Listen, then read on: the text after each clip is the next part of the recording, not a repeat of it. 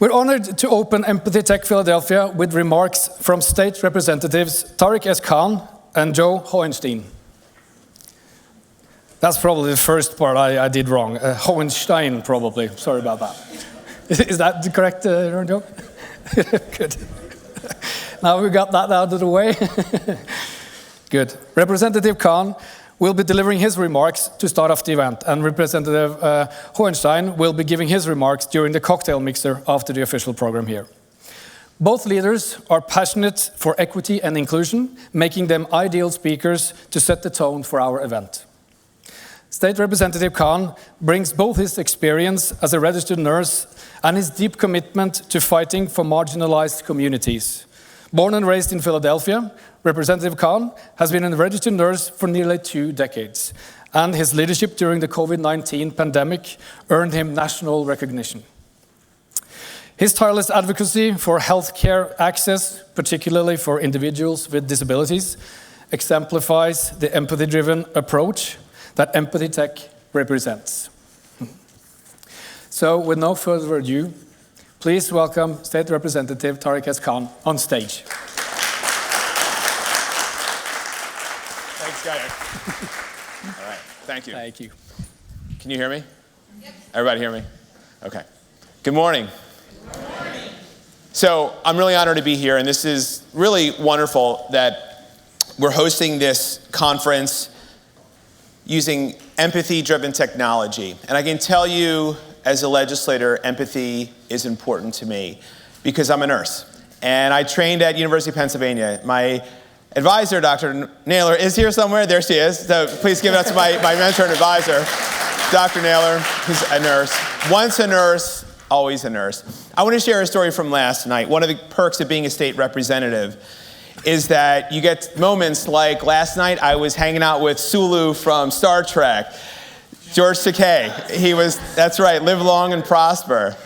And so I was hanging out last night with a bunch of drag queens backstage. And that was probably the most memorable moment of last night. And I think that empathy should be as much as part of our politics as it is in our careers in healthcare, those of us who are in healthcare. And as state representative, I will use empathy, and I'll make sure that I'll fight, and I'll never allow one group to be targeted over another. And I'll fight for the rights of everyone, because everyone deserves the right to live and to be respected. That's right.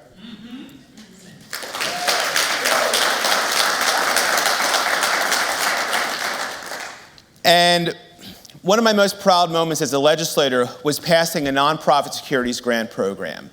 That was a bill that fought for groups that were victims of hate crimes, like LGBTQ plus centers, mosques, and synagogues. And we got that signed by Governor Shapiro. And last night, one of the things that George Takei said that really was memorable for me and really impactful was that he was really taken aback because he had taken a tour of the Mazzoni Center. Raise your hand if you know what the Mazzoni Center is. It's a healthcare center that specializes in the treatment of LGBTQ plus individuals. And there was a time, and unfortunately in today's time we see it a little bit too, when people in the LGBTQ plus community were so marginalized that the place that they felt most comfortable was they needed to create their own health center because they didn't feel comfortable because of the discrimination that existed. And what really impacted George Takei was a quote that was favored by one of the founders of the health center, Mazzoni. And that quote said, "Cure, sometimes. Treat, often. Care, always." And as a nurse, I can tell you, one of the most important things for me as a nurse is the caring. And I think that's what separates nursing really and distinguishes it, is that basis and the rootedness in caring.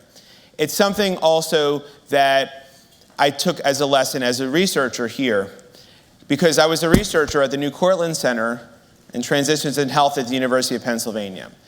And I did my research actually here at this campus, because one of the things that New Cortland as an organization is rooted in is caring. I mean, I think if you look at it, it's not just for older adults, it's really rooted in caring and empathy. And one of the projects I did was studying people experiencing homelessness and getting them connected to housing. And these people, not only were they experiencing homelessness, but they also were dealing with substance use issues. And heroin is known to be one of the most addictive substances on the planet. And for these individuals, it wasn't getting over their addiction to heroin and other opioids. It was finding affordable housing. That was their issue. And New Cortland took it on themselves to form a pilot program to help get people experiencing homelessness connected to permanent housing, and people with substance use connected to permanent housing. And as a legislator, I took those lessons with me. And I'm proud that I created a bill with Representative Sarah Innamorato that would nearly double our state's investment in affordable housing from $60 million a year to $100 million a year. And I'm proud to say that Governor Shapiro signed that bill into law back in June.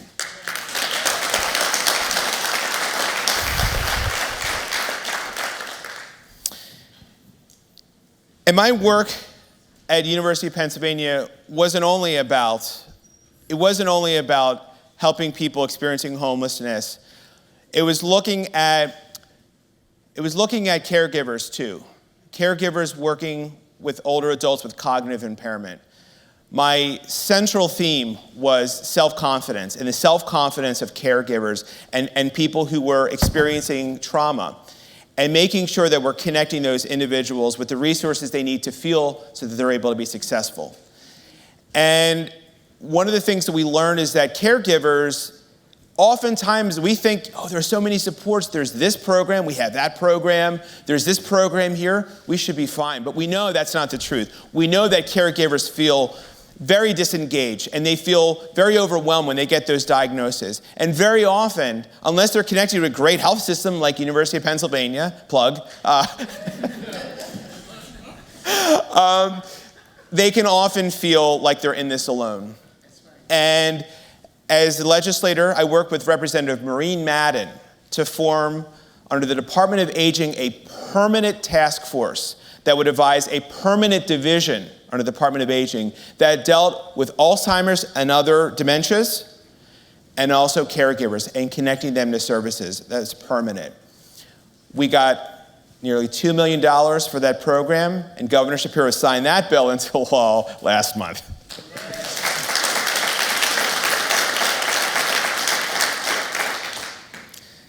Empathy is the common theme. It's what drives my role as a legislator, and I'm very grateful to be asked to speak with you today, because the work that you're going to be doing is to be seeing how we can apply empathy to technology that continues to evolve.